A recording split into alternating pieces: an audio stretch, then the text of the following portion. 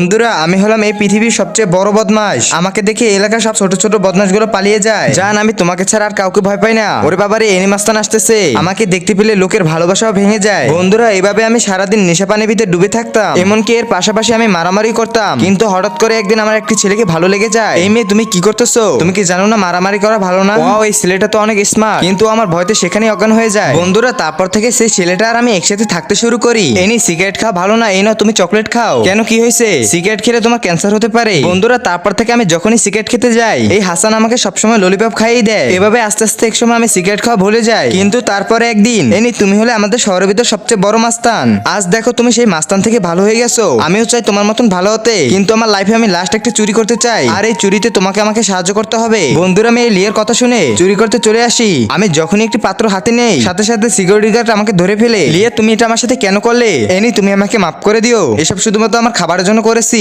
Any আমি বুঝতে পেরেছিলাম আমি এসব কিছু থেকে তোমাকে ভালো মানুষ করে দিব, কিন্তু আমি জানতাম না যে কুকুরের লেজ কখনো সোজা হয় না। বন্ধুরা তারপর যা হয় সেটি দেখতে চাইলে ভিডিওতে লাইক দিয়ে নেক্সট পার্ট কমেন্ট করো।